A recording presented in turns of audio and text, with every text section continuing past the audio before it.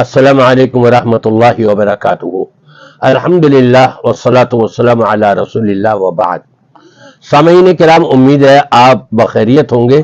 اللہ تبارک و تعالی اسلام کے اوپر ہم سب کو خیریت اور نیکیاں زیادہ سے زیادہ کمانے کے ساتھ ساتھ قائم دائم رکھے۔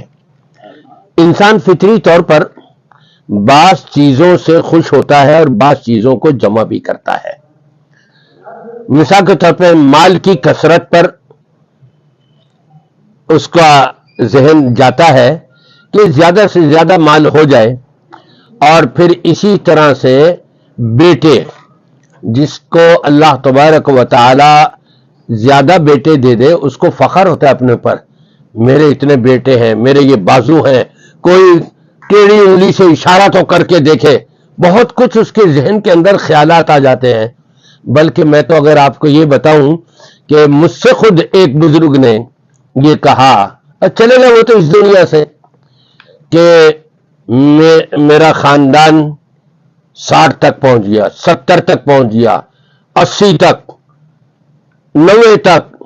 یہ انسان کو ابھارتا ہے اس طرف کہ میں بہت کچھ ہوں، یہ جب ذہن میں آنے لگ جائے یہ چیزیں۔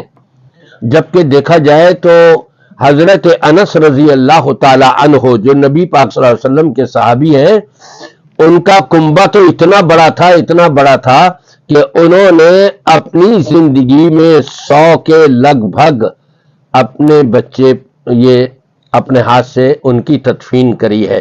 کتنا بڑا کنبہ ہوگا؟ ہر انسان خوش ہوتا ہے میرا کنبہ بہت بڑا ہے اور میرا گھرانہ بہت بڑا ہے، لیکن کنبہ بڑا ہونے سے نہ دنیا میں فائدہ اور نہ آخرت میں فائدہ۔ جبکہ رب تبارک و تعالی نے استغفار کے لیے بتایا کہ تم جتنا کثرت سے استغفار کرو گے تو میں تمہیں انعامات میں سے ایک انعام یہ بھی دوں گا، وَيُمْدِدْكُمْ بِأَمْوَالٍ وَبَنِينَ، میں تمہارا مال بھی زیادہ کر دوں گا، مالدار بھی کر دوں گا تمہیں، اور بیٹے ہی بیٹے تمہیں خوب عطا کروں گا میں۔ اور ایک مقام پر فرمایا رب تبارک و تعالی نے سورہ کہف کی آیت نمبر 16 میں، المال والبنون زینت الحیات الدنیا، یہ مال اور یہ بیٹے یہ تو دنیا کی زینت ہے، دنیاوی زندگی کی۔ والباقیات الصالحات خیر عند ربک ثوابا وخیر عملا، لیکن جو اعمال باقی رہنے والے ہیں، آخرت میں کام آنے والے ہیں، یہ ہیں اصل بہتر۔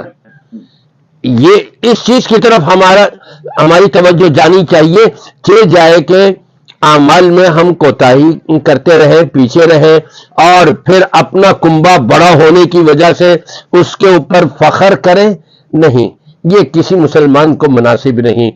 اور پھر کنبے سے نکل کے آگے آپ دیکھیں آج کے دور میں کیا کیا ہو رہا ہے۔ بڑا کنبہ کہہ لیجئے، یہ سواد اعظم کہہ لیجئے، یا اکثریت کہہ لیجئے، لوگوں کے ذہنوں میں یہ ہے کہ جس معاملے میں اکثریت ہے وہ حق پر ہے، اور جہاں اقلیت ہے وہ حق پر نہیں ہے۔ اہل سنت اپنے آپ کو کہتے ہیں ہم اکثریت میں ہیں، دیوبندی اپنے آپ کو کہتے ہیں ہم اکثریت میں ہیں، اہل حدیث اپنے آپ کو بعض کہتے ہیں کہ ہم اکثریت میں ہیں، شیعہ کہتے ہیں ہم اب اکثریت کی طرف آ رہے ہیں۔ یہ ہر ایک کے اپنے اپنے دعوے، لیکن یہ دعوے آخرت میں کام آنے والے نہیں۔ وہاں آخرت میں تو والباقیات الصالحات خیر عند ربک ثوابا وخیر عملا، یہ چیز آخرت میں کام آنے والی ہے کہ اس سے دنیا بھی اچھی ہوگی اور آخرت بھی اچھی ہوگی۔ جہاں کثرت ہے صرف، تو کثرت کے بارے میں وہاں تو حدیث پاک میں یہ بتا دیا گیا کہ قیامت کے دن رب تبارک و تعالی فرشتوں کو حکم دے گا 1000 میں سے 999 جہنم رسید کر دو اور ایک جنت کے لیے نکال لو۔ سواد اعظم اور اکثریت اور بڑا کنبہ کدھر گیا؟ جہنم میں جا رہا ہے۔ وَلَكِنَّ أَكْثَرَهُمْ لَا يُؤْمِنُونَ، رب تبارک و تعالی خود فرماتا ہے کہ انسانوں کی اکثریت جو ہے یہ ایمان نہیں لاتے۔ اکثریت تو بے ایمانوں کی ہے، اکثریت تو کافروں کی ہے، اکثریت تو مشرکوں کی ہے، اکثریت تو بدعتیوں کی ہے، اکثریت تو نبی کو چھوڑ کے باباؤں کے ماننے والوں کی ہے۔ اور ایسی اکثریت کے لیے رب تبارک و تعالی فرماتا ہے اولئک حزب الشیطان، جماعت کا گروہ، یہ شیطان کا گروہ ہے، یہ جماعت شیطانی جماعت ہے، یہ گروہ شیطانی گروہ ہے۔ لیکن اقلیت جو حقیقت میں ایمان والے ہیں، نبی کے دور سے لے کے آج تک آپ دیکھیں گے کافروں کے، بدعتیوں کے، مشرکوں کے، ان سب کے مقابلے میں اقلیت کس کی ہے؟ ایمان والوں کی۔